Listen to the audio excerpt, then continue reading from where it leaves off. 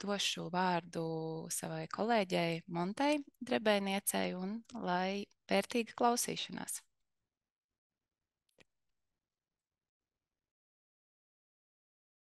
Ceru, ka jūs mani redzat un dzirdat. Kamēr vēl pagaidām droši vien, ka slēdzas klāt dalībnieku, skatos, dalībnieku skaits ir vēl mazāks nekā bija iespēja pieteikties ievadu vārdiem. Iepirkuma līguma grozījumi biežāk uzdotie jautājumi. Iepirkuma uzraudzības birojas ik nedēļu saņem pasūtītāji, tieši jāsaka, pieprasījumus, lūgumu sniegt viedokli, vai es varu grozīt līgumu, vai mani grozījumi būtu atbilstoši, kā man rīkoties mana līguma noteikto prasību vai nosacījumu ietvaros. Un man jāsaka, ka iepirkuma uzraudzības birojas šādu recepti iedot nevar. Iepirkuma uzraudzības biroja kompetence ir līdz līguma noslēgšanai. Iepirkuma uzraudzības birojas sniedz metodoloģisku palīdzību par likuma normas skaidrošanu. Šodien mēs runāsim par publisko iepirkumu likumu, faktiski 61. pantu. Tie, kas klausās sabiedrisko pakalpojumu sniedzēji, zina, ka abos likumos normas ir analoģiskas šajā sakarā. Līdz ar to atsauci lietot tikai uz publisko iepirkumu likumu. Lūk, un ievad vārdiem kompetence izvērtēt, kaut ko grozīt vai negrozīt, ko man kā līgumslēdzēju pusei paredzēt savā līgumā. Un vēl jo vairāk, kā man rīkoties noslēgtā līguma ietvaros, ņemot vērā to, ka noslēgts iepirkuma līgums ir civiltiesisks, ir tikai un vienīgi pasūtītāja kompetences jautājums. Līdz ar to šodien mūsu mērķis būs atkārtot jau iepirkuma uzraudzības biroja skaidroto, jo šīs tēmas ietvaros ir skaidrojumi un arī apjomīgs skaidrojums, kā lasīt normu, jo tikai to var iepirkuma uzraudzības birojas skaidrot. Un salikt akcentus, kādi tad jautājumi ienāk mūsu dienas kārtībā, bet man jāsaka tā, ka lēmumu pieņemšana un to, kādas formulēt prasības līgumā, būs tikai un vienīgi pasūtītāja kompetences jautājums. Lūk, kad mēs salikām šos akcentus un pulkstens 10. varam sākt arī pēc būtības atkārtošanai, un kāds tad būs šīs dienas tēmas ietvers. Mēs runāsim par iepirkuma līguma grozījumiem, līdz ar to neapskatīsim jautājumus. Bija iespēja arī piesakoties semināram, iesūtīt ne par zaļo publisko iepirkumu, ne par citiem jautājumiem, kas nav saistīti ar šo tēmu. Iepirkuma līguma grozījumi. Un, lai mēs runātu par līguma grozījumiem, principā ir jāaptver tomēr lielāks regulējums, plašāks. Jāsāk ar publisko iepirkumu likuma 60. pantu. Pats par sevi iepirkuma līgums un kā pasūtītājs to uzbūvē un kādus nosacījumus paredz pasūtītājs. Šādā ietvarā mēs arī darbosimies un vadīsim savu līgumu, jo līguma vadība ir tikai un vienīgi pasūtītāja kompetencē. Lūk, un tad ir publisko iepirkumu likuma 60. pants. Ietvars schēma par līguma grozījumiem, manuprāt, detalizēti un secīgi salikta, un iepazīstoties ar regulējumu, arī pasūtītājs viņa ietvaros darbojās. Un nesaraujami tomēr saistīts arī publisko iepirkumu likuma 62. pants par iesaistītā personāla un apakšu uzņēmēju nomaiņu un jaunu piesaisti. Salikšu akcentus. Lūk, un atkārtošanai. Šodien mēs runājam, un es jums informatīvi ziņošu, kādi tad mūsu praksē dienas kārtībā ir bijuši jautājumi. Kopumā līguma grozījumi, to publicēšana ir ceļveža sadaļā. Iepirkuma uzraudzības birojas iepriekšējā periodā atspoguļojas vairākus apjomīgus skaidrojumus. Tie nav mainījušies. Tāpat jau ir publicēta video lekcija, kurā ir stāstīts regulējums. Līdz ar to šodien es neatkārtošu to, kas jau ir pieejams. Aicinu vēlreiz iepazīties, skaidrojošie materiāli ir, un ja mēs ar viņiem iepazīstamies, es domāju, arī praksē varam veiksmīgi darboties. Nu, un atkārtošanai esmu atjaunojuši šo slaidu, un šī ir tā sauktā mazā recepte. Kas tad ir tie līguma grozījumi, kādos gadījumos viņi pieļaujami? Principā, droši vien jebkuram pasūtītājam, jebkuram iepirkuma jomā strādājošam ir jāzina šis regulējums un jāzina šī schēma. Jo, lai jomā darbotos, nekas cits jau neatliek, kā iepazīties ar regulējumu. Līguma grozījumi regulēti 61. pantā, un principā kāda tad ir tā schēma. Un es arī pakāpienu veidā esmu salikusi šo regulējumu, kā viņu lasīt. Ir pirmā daļa, un mums vienmēr ir jāpārkāp pirmajam pakāpienam. Lai kā mēs grozītu vai negrozītu līgumu, pat ja mums šķiet, ka nav jāvērtē būtiskums vai nebūtiskums, mums jebkurā gadījumā jāpārkāp pirmajam pakāpienam.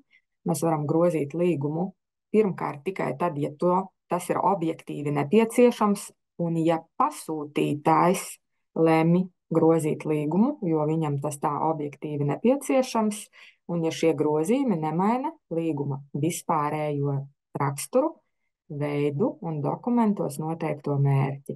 Un teorētiski, nezinu, iespējams praksē var pastāvēt tādas situācijas, kā arī pie tā sauktā de minimis grozījuma, kur nebūtu jāvērtē būtiskums, nebūtiskums, mēs nepārkāpjam pirmajam pakāpienam.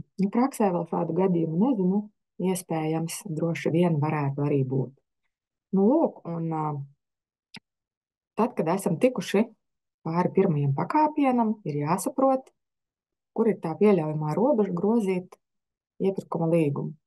Nu, faktiski likums paredz, iepirkuma līgumu var grozīt. Pirmkārt, grozījumi izdalāmi nebūtiskos, tie nav būtiski, būtiskos grozījumos, bet tādos, kas ir arī pieļaujami, un tie ir 4 apstākļi, zemāk minētie, un tāpat tā sauktais de minimis grozījums, būtiski, nebūtiski grozījumi, kur nav jāvērtē, tad ir, nav būtiski un pieļaujams tos grozīt, un grozījuma vērtība, kā ieslēgtie, tā izslēgtie darbi, pluss un mīnus, ja vienlaikus nesasniedz ministra kabineta noteiktās robežvērtības, un atkarībā no līguma veida pakalpojumi būvdarbi 10 vai 15% no sākotnējās līguma cenas.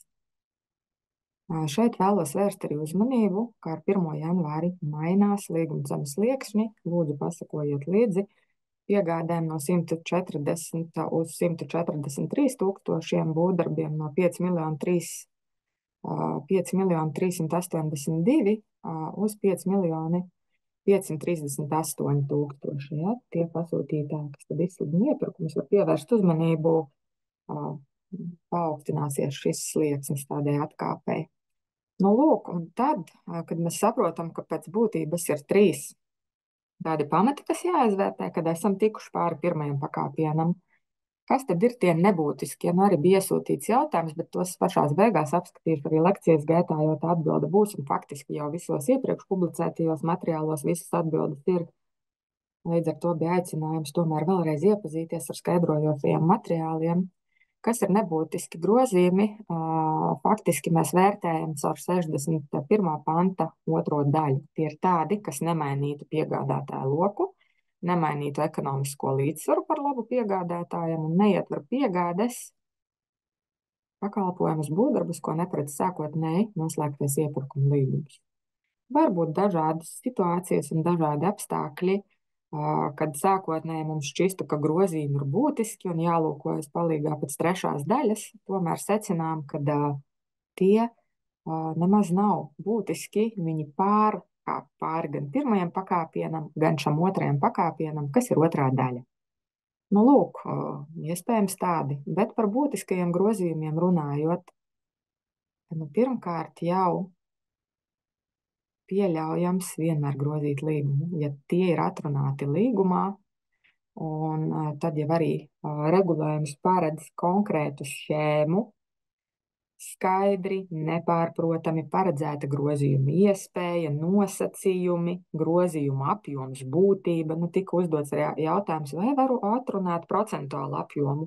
Procentuāls apjoms arī ir apjoms. Galvenais, lai jums ir konkrēti paredzēts. Es domāju, juristi var formulēt šādas grozījuma klauzulas, pārzinot savu praksi, savu līgumu priekšmetu un konkrēto jomu. Un līdz ar to iepirkuma uzraudzības birojas noteikti nevar iedot vienu recepti, jo neeksistē viena līguma joma, viens iespējamais variants. Katrā ziņā tas var būt dažādi. Nu, lūk, un tad ir tā sauktie praksē biežāk jautā, gribot tomēr varbūt gūt pārliecību, vai mani grozījumi atbilst 3. daļas 2. un 3. punktam, kad papildu apjomi nepieciešami, lai es pabeigtu savu līgumu, un apstākļi, kurus es nevarēju paredzēt. Tie var būt dažādi, tur arī nav vienas receptes. Un faktiski svarīgi ir tomēr zināt, ka jā, līguma cenas pieaugums, un mēs runājam tikai par plusu, atšķirībā no 5. daļas, kur ir pluss mīnus. Tikai par pieaugumu. Katrā no gadījumiem nevar pārsniegt 50% gan 2., gan 3. punktā no sākotnējās līguma cenas. Un pie šiem grozījumiem ir tādi veikti jāpublicē paziņojums par izmaiņām darbības laikā. Lūk, bija arī iesūtīts jautājums par pamatojumu, jo ir tāds arī nosacījums likumā, ka jāpublicē, jānorāda pamatojums būtiskajiem līguma grozījumiem, vai pietiek ar atsauci uz normu. Uzreiz arī atbildu. Manuprāt, arī no likuma konstrukcijas izriet, ka pamatojums, tomēr pamatojums īsumā jau jāpamato. Ko tad kāpēc es tur grozīju? Lūk, un piegādātāja maiņa. 4. gadījums, kad var grozīt līgumu, lai gan tas ir būtiska grozījuma pazīme, bet tikai un vienīgi vienā gadījumā reorganizācija un pārēja, nevēlti ir pasvītrots un jābūt abām kopā skaidrojumā, tas detalizēti arī ir izskaidrots šodien atkārtošanai. Lūk, bet par atrunātiem grozījumiem runājot, kas arī nav pamanīts, un tāpēc prasījās šodien uzlikt akcentu. Un kā jau minēju, mēs nerunājam tikai atrauti par līguma grozījumiem vien. Iepirkuma procedūra sākas vēl droši vien labu laiku pirms tās izsludināšanas, un pasūtītājam ir jāformulē iepirkuma līgums, lai pēc tam viņu veiksmīgi arī vadītu. Jāatrunā gan šī grozīšanas kārtība un atkāpšanās no līguma iespēja, un tāpat atrunātie līgumā vai likumā grozījumi ir apakšuzņēmējiem personāla nomaiņa un jauna piesaiste. Nezinu, kāpēc šis kaut kā nesaliekās praksē. Faktiski 60. pānta 2. daļas 7. punkts un 62. pants par apakšuzņēmēju un personāla nomaiņu jaunu piesaisti pēc būtības, kā es to viņu redzu, ir likumā atrunāta līguma grozījuma iespēja, un mēs viņu kā savādāk droši vien arī uzlūkot pēc būtības nevaram, tāpēc šo schēmu esmu atjaunojusi, saliekot, domāju, visus akcentus, un, ja iepazīstamies ar schēmu, varam veiksmīgi arī darboties. Bet, turpinot atkārtošanas nolūkos, kas tad mums ir sev jāatgādina, kad iepirkuma līgumā obligāti jāparedz tātad apakšuzņēmēju nomaiņas vai jaunu piesaistes, tāpat personāla nomaiņas, šī jauna piesaistes kārtība, un pasūtītājs vadās pēc likumā noteiktā. Un nepiekrīt, ja nomainītais personāls neatbilst tam pašam vai apakšuzņēmējiem, ir šī izslēgšanas noteikumi. Atkārtošanai regulējums, manuprāt, paredz diezgan detalizētu instrukciju rīcībai. Bet prakses jautājums šajā kontekstā, vai pēc iepirkuma līguma noslēgšanas pretendents var piesaistīt jaunu apakšuzņēmēju neatkarīgi no nododamo darba apjoma. Jā, var, tāds ir regulējums, bet iestājas, protams, bet pienākums veikt izslēgšanas noteikumu pārbaudi, ja apakšuzņēmēja nododamās daļas apjoms ir šie 10 000 eiro, un pasūtītājs nepiekrīt jauna apakšuzņēmēja piesaistēji, ja piedāvājuma izvēle būtu ietekmēta izvēles kritēriju ietvaros. Un, protams, ja tiek nodota darba lielā apjomā, ir vērtējums, vai pēc būtības faktiski nemainās līgumslēdzēja puse. Tas ir pasūtītāja vērtēšanas ziņā izvērtēt šādus gadījumus. Bet atgādināšanai par iepirkuma līgumā obligāti paredzamo un praksē redzam, ka tomēr pie šī pasūtītājiem ir jāpiestrādā. Ir pasūtītāji, kas sagatavo rūpīgi un pārzina savus iepirkuma līguma noteikumus. Un, atgādināšanai līgumā ir jāparedz grozīšanas kārtība. Obligāti jāparedz. Un grozījumiem jābūt nepārprotamiem, kā jau minēju. Iespējai, nosacījumiem, grozījuma apjomam, apjoms varētu tikt izteikts arī procentos, un grozījuma būtībai. Un atceramies, ka indeksācija ir atrunātais grozījums. Un ja jūs vēlaties izmantot 61. panta 6. daļas iespēju, pēc tam vēlāk, ja tomēr praksē rodas iespēja vai nepieciešamība, teiksim tā, pat tā ir nepieciešamība grozīt līgumu, tad pasūtītājs skaitot līguma cenas šo te pieaugumu, pieņemsim 3. daļas ietvaros pēc 2., 3. punkta, sākotnējo līguma cenu uzskata par to, kas jau ir indeksēta, ja? Un atgādinājums par ministra kabineta noteikumiem, tas ir būvdarbos 419. Ja līguma termiņš pārsniedz 1 gadu, obligāti jāparedz indeksācija. Un tika uzdots arī jautājums, vai ir labie piemēri par indeksāciju, vai mēs kaut ko varam ieteikt. Kā jau minēju, iepirkuma uzraudzības birojas skaidro tikai, ja runājam par līguma grozījumiem, metodoloģiski, kas izriet no likuma. Un, protams, cenšas palīdzēt arī pasūtītājiem un savā tīmekļa vietnē jau ir labos piemērus ievietojas. Tāpat pasūtītāji nav kavēti iepazīties ar citu pasūtītāju līguma projektiem, kas pieejami tajā pašā elektronisko iepirkumu sistēmā, paskatīties, kā citi veiksmīgi varbūt paredz šo indeksāciju. Līdz ar to arī pagaidām arī citus labākus piemērus jums norādīt nevaru, atbildot arī uz iepriekš iesūtīto jautājumu. Lūk, un šeit vietā ir atgādināti, ar ko saskārāmies arī iepriekšējā periodā karteļu sakarā, kad secinājām, ka tomēr pasūtītāji nezinu kāpēc neievēro 8.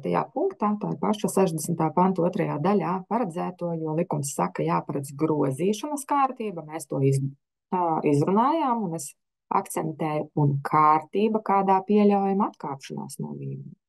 Līdz ar to sirsnīgi es ieteiktu līgumā paredzēt šo te atkāpšanās kārtību, un, piemēram, esam formulējuši konkrētu piemēru. Tiesīgs pasūtītājs izbeigt līgumu vienpusēji, ja ir iestājies izslēgšanas iemesls, kaut vai par konkurences padomes pieņemto lēmumu. Un tāpat lūdzu atceramies par starptautisko un Latvijas Republikas nacionālo sankciju likumu. Pasūtītājs paredz obligāti līgumā savu tiesības vienpusēji atkāpties no līguma, ja ir piemērotas sankcijas. Es domāju, būtiski svarīgs līguma noteikums šajā periodā. Bet, kad esam atkārtojuši likuma regulējumu, par tiem prakses jautājumiem.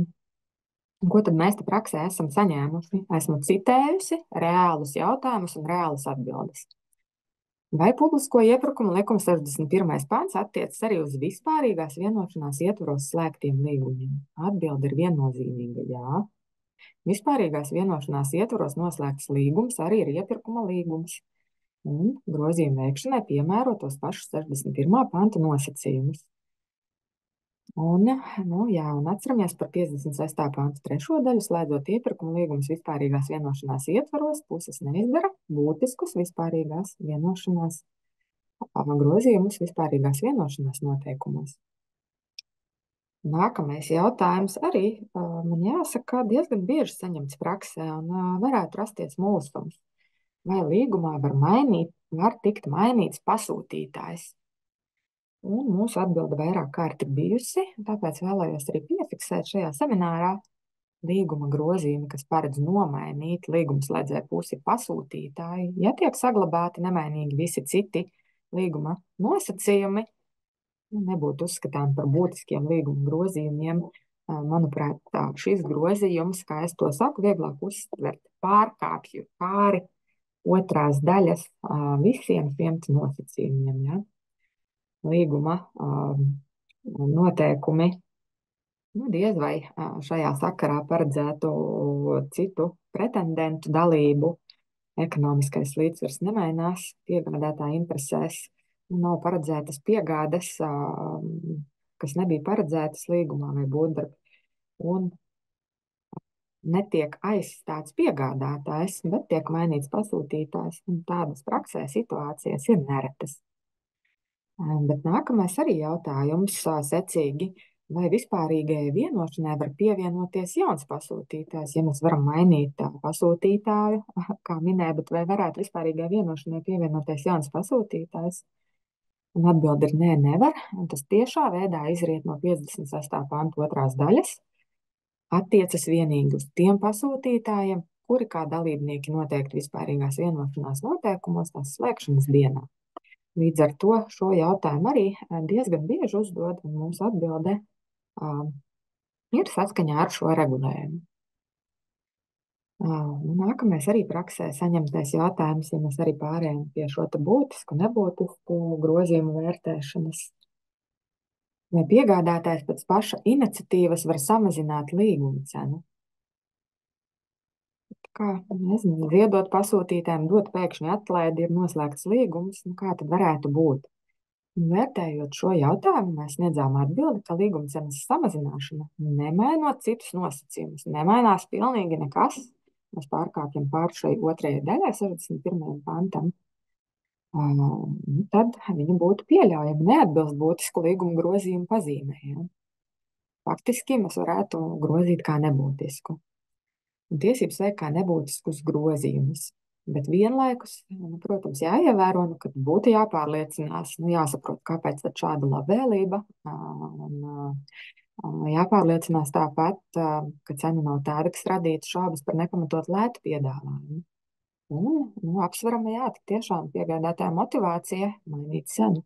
Un tad būtu tomēr arī jāizvērtē pasūtītājiem, vai tomēr rīkojot jaunu procedūru, iespējamo tirgus situācijas izmaiņu dēļ, pasūtītājs šobrīd nesaņem saimnieciski izdevīgāku piedāvājumu. Un tad secīgs jautājums, vai izpildītājiem būtu tiesības pretendēt uz līguma cenas pārskatīšanu, paaugstināšanu, ja jau esmu bijis tik labvēlīgs līguma izpildes gaitā. Vienkārši iedevis atlaidi, mēs pēc tam varētu prasīt līguma cenas pārskatīšanu, tā atbild tomēr nē. Ja tas samazinājis, kāpēc pārskatīt, vienīgais izņēmums būtu, protams, šis 61. panta 3. daļas, 2. un 3. punkts, tie paši neparedzami iemesli, vai tik tiešām kādi papildu darbi, kas nepieciešami sākotnējā līguma izpildēji, tad varētu vērtēt. Bet arī šāds jautājums netiks sen praksē uzdots. Tāpat pēdējā laikā arī ir tikuši uzdoti jautājumi par būvdarbu līgumiem, vai līguma izpildes laikā drīkst paredzēt tiešus maksājumus apakšuzņēmējiem. Nav bijuši paredzēti, bet vai tad tomēr varētu paredzēt? Un atbildot uz šo jautājumu, iepirkuma uzraudzības birojas arī vērs uzmanību, ir jāskatās, vai mēs tiekam pāri 61. panta 2. daļas pazīmēm. Tā ir atbilde, arī bija iesūtīts pirms semināra, kas ir būtiski grozījumi. Tie ir minēti 2. daļā, un ja mūsu grozījums neatbilst nevienai no tām pazīmēm, tad viņš būtu vērtējams kā nebūtisks grozījums. Un izvērtējot šos apstākļus, esam atbildējuši, ka drīkst, grozījumi nemaina pretendenta piedāvājumu pēc būtības, kā arī nemaina ekonomisko līdzsvaru par labu pretendentam. Un vienlaikus šādi grozījumi veicami būtu ievērojot, tomēr 63. panta 5. daļā noteikto kārtību, attiecībā uz to, kas tad jāievēro, maksājot tieši apakšuzņēmējiem. Un vienlaiks ir jāatceras par Starptautisko un Latvijas Republikas Nacionālo sankciju likumu, jo gadījumā, ir tieši maksājuma apakšuzņēmējiem, uz apakšuzņēmēju nevar attiekties šīs sankcijas. Aktuāls jautājums. Parasti gada nogalē arī tika iesūtīts iepriekš, vai valstī minimālās algas paaugstināšanas gadījumā varētu tikt grozīta līguma cena. Iepirkuma uzraudzības birojas jau ļoti labu laiku ir sniedzis atbildi biežāk uzdotajā jautājumā, un kontekstā arī ar nodokļu izmaiņām. Un kāda tad ir atbilde? Pirmkārt, iepirkuma līgums izpildāms atbilstoši līgumā paredzētajam. Un vismaz mūsu redzējumā izmaiņas normatīvajos aktos šādos aspektos droši vien, ka nav nekas tāds ārkārtēji neparedzams, un ka reiz tie ir tie apstākļi, ko līgumā varētu atrunāt. Nu, kā tad pasūtītājs uz to skatās, ja piegādātājs iesniedz piedalās publiskā iepirkumā, konkrētajā brīdī esošu priekšnoteikumu ietvaros līgums izpildāms atbilstoši noslēgtajam pušu apusējās vienošanās ietvaros. Ja līgums paredz līguma cenu pārskatīšanu, nodokļu likmu vai citu izmaiņu gadījumā, tad veicam atbilstoši līgumā paredzētajiem.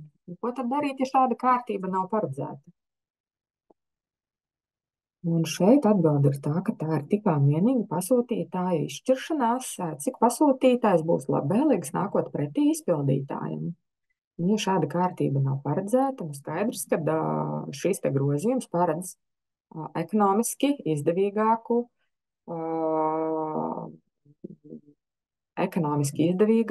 piedāvājumu piegādātājiem. Bet varbūt arī situācijas, kad likmes, pieņemsim, pazeminās, jā, tad līgums tiek padarīts ekonomiski izdevīgāks pasūtītājiem. Un iespējams, tad pasūtītājam arī viņš varētu lemt par grozījumu veikšanu tādā kārtībā, jā. Tāpēc ir jāvērtē katrā konkrētā gadījumā, kā tad mēs rīkosimies. Bet būtībā šie ir visi tie apstākļi, kurus noteikti varētu paredzēt līgumā.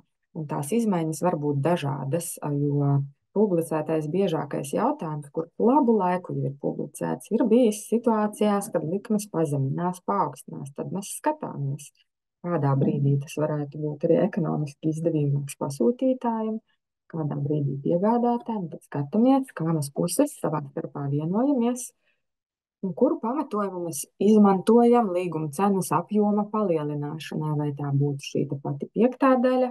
Iespējams, tas tiešām ir kaut kas neparedzams un rīkotos pēc 61. panta 3. daļas un šī 3. punkta. Nākamais praksē uzdotais jautājums. Vai apdrošināšanas iepirkuma ietvaros polises līgumā var nodrošināt arī citām personām, kuras polises apmaksātu no personīgajiem līdzekļiem? Jo varētu šķist, kas tad tur tāds ir? Pasūtītājs rīkoja konkursu par apdrošināšanas polisēm saviem darbiniekiem, noslēdza līgumu, iespējams par noteiktu polišu skaitu. Bet pēkšņi rastos vajadzība citas iestādes darbiniekiem klāt varbūt nodrošināt polises vai radiniekiem. Un ja jau šīs citas personas apmaksā no saviem līdzekļiem, no pasūtītāja ieskata, viņam jau tur nemainās varbūt šī tam no pasūtītāja perspektīvas raugoties. Bet tā gan gluži nav, jo līgumā tiek pievienoti papildu pakalpojumu saņēmēji. Un šie būtu vērtējumi kā būtiski līguma grozījumi, vai tie būtu paredzami, neparedzami. Es teiktu, drīzāk manā vērtējumā tas nav nekas tāds, ko pasūtītājs iepriekš nevarētu paredzēt šādas situācijas, un vēl jau vairāk droši vien šāda iepirkuma priekšmeta ietvaros. Jautājums, uz kuru noteikti visgrūtāk atbildēt, kur vēl vairāk no teorētiskā skatu punkta raugoties, jo, kā jau minēju, iepirkuma uzraudzības birojas sniedz metodoloģisku skaidrojumu par normas piemērošanu par publisko iepirkumu likuma 61. panta 3. daļu. Un 2. punkts ir par šiem sākotnējā līguma papildinājumiem,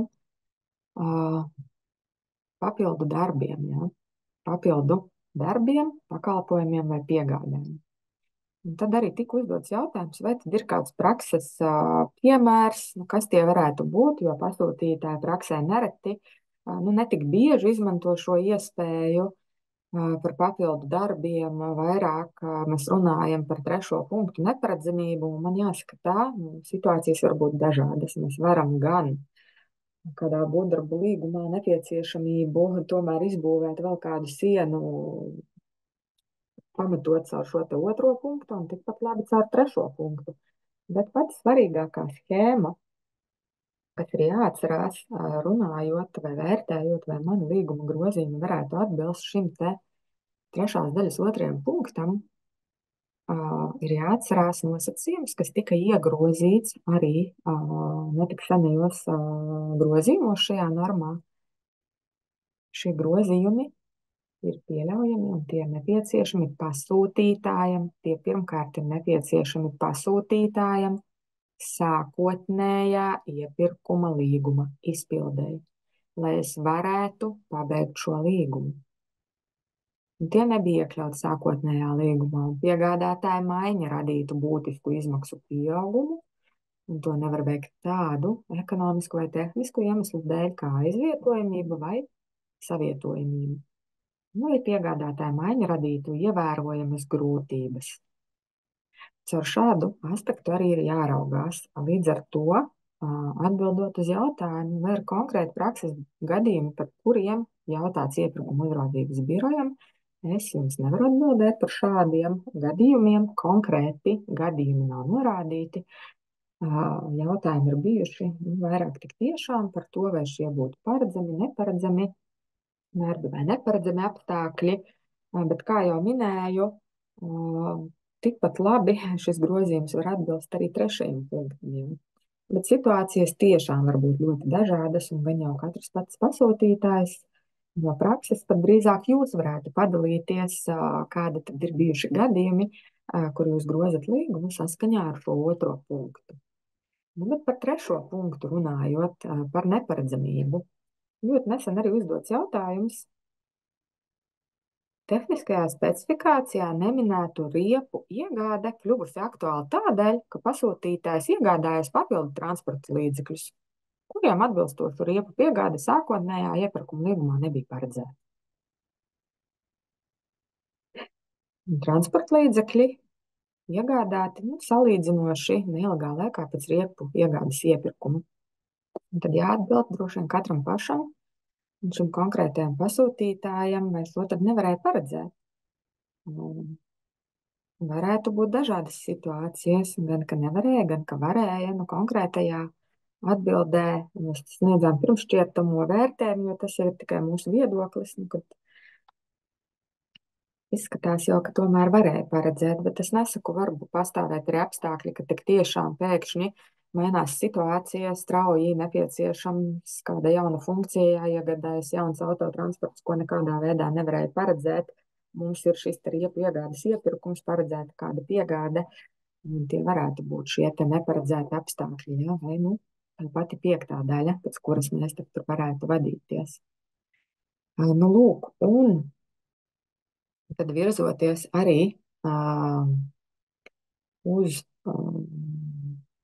5. daļas vērtējumu un to, kas tad 5. daļas ietvaros ir būtiski, nebūtiski un kāpēc vērtēt vai nevērtēt būtiskumu, nebūtiskumu. Esmu salikusi arī iesūtītos jautājumus. Tie, kas bijuši mūsu praksē, nedaudz atkārtosim izpratni par 5. daļu. Un tas pamata jautājums arī ir bijis, tātad jautājums arī bijis, kas iesūtīts, kāpēc ekonomiskais līdzsvars nedrīkst tikt grozīts 61. panta 5. daļas kārtībā. Un tad piemēri vai attiecībā uz līguma termiņa pagarināšanu būtu attiecināmi šie 10–15%. Un arī neseni jautājumi par to, piemēram, vai neatbilstošu apakšuzņēmēju, ja tā darbu daļa ir 2,5% no visa līguma apjoma, būtu pieļaujams nomainīt 61. panta 5. daļas ietvaros.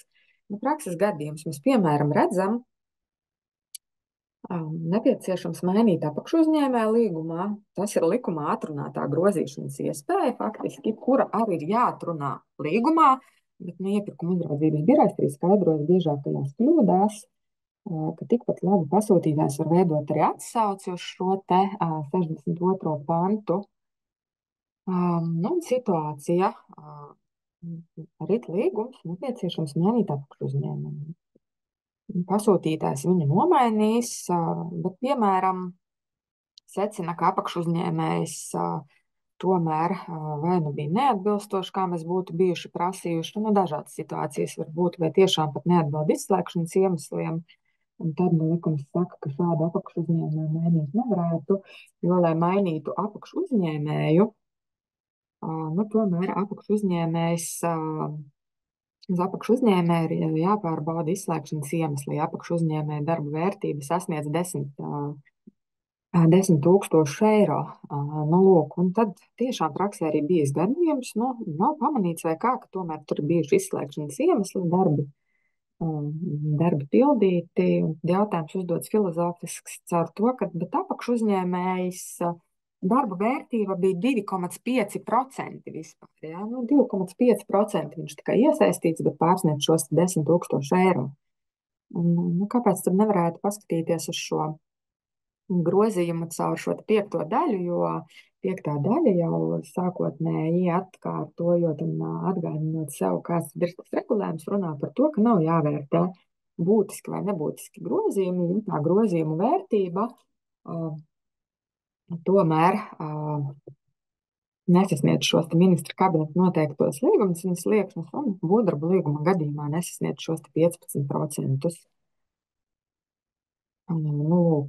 Un tad arī ir bijis jautājums, kas pēdējā laikā arī ir diskutēts par avansa pieņemsim palielināšanu. Nu, avansa palielināšana nepārsniedzot 3%, jo šis procentuālais ietvars taču tomēr atbilst šim 61. panta 5. daļā minētajam procentuālajiem ietvaram. Un kāpēc tad tomēr nevar piemērot šo 61. panta 5. daļu, jo tā tas minēts iepirkuma uzraudzības biroja skaidrojumā, tā esam snieguši arī atbildes uz jautājumiem. Un tas pats arī par līguma termiņu pagarināšanu. Vai var tikt pagarināts līguma termiņš par 10 vai 15%? Nu, acīm redzot, ir domāt šis 61. panta 5. daļas regulējums. Un domājot par to, kā salikt akcentus, manuprāt, vistrāpīgākais būtu atbildēt ar pretjautājumu. Vai varētu mainīts tikt personu apvienības biedrs, kura iesaiste būvdarbu līgumā ir tikai 9% apjomā, ja mēs vadāmies pēc šādas loģikas? Es domāju, jūs atbildētu nē. Bet no kurienes tad izriet tā atbilde? Kāpēc tad iepirkuma uzraudzības biroja skaidrojumā ir minēts, ka 61. panta 5. daļas kontekstā mēs faktiski runājam tikai par tādiem grozījumiem, kas ir izsakāmi finansiālā vērtībā pret apjomu, ja? Apjomu palielinājums, iespējams samazinājums. Un minētais izriet no direktīvas, un šis faktiski ir direktīvas regulējums. Līdz noteiktai vērtībai vienmēr vajadzētu būt iespējai bez nepieciešamības īstenot jaunu iepirkuma procedūru, veikt izmaiņas līgumā, kuru rezultātā nedaudz tiek mainīta līguma vērtība. Mēs runājam par tādiem grozījumiem, kuru ietvars ir līguma vērtības nelielas izmaiņas. Lai nodrošinātu juridisku noteiktību, šajā direktīvā jāparedz de minimis robežvērtības, tāpēc no direktīvas ir šis formulējums, mēs viņu tā saucam, kuru nepārsniegšanas gadījumā nav vajadzīga jauna iepirkuma procedūra. Tātad elastības mehānisms noteikts procentuāls, ko rakstot direktīvu diskusiju rezultātā, kāpēc tas ir tāds un ne savādāks, noteikti arī apsvēra, ka tas nav tik finansiāli liels palielinājums, ka tas tomēr prasītu jaunu iepirkuma procedūru, vai būtu tāds, kurš nebūtu pieļaujams, vai kur būtu jāvērtē šis te būtiskums, un tad jāvadās vai nu pēc 2. vai pēc 3. punkta. Līdz ar to jāatbild uz jautājumu, ka šī te tomēr avansa palielināšana nepārsniedzot 3%, nu nav pieļaujama caur šo te piekto daļu. Šeit ir skaidri saprotams, ka šis grozījums atbilstu otrai daļai, tātad ekonomiskais līdzsvars tiek mainīts. Un tad ir jāvērtē, ja tiešām praksē iestājusies šāda situācija, vai tur izpildās, es teiktu, šis 71. panta 3. daļas 3. punkts. Tad ir nepieciešams tomēr, lai līgumu sekmīgi izpildītu, palielināt šo te avansu.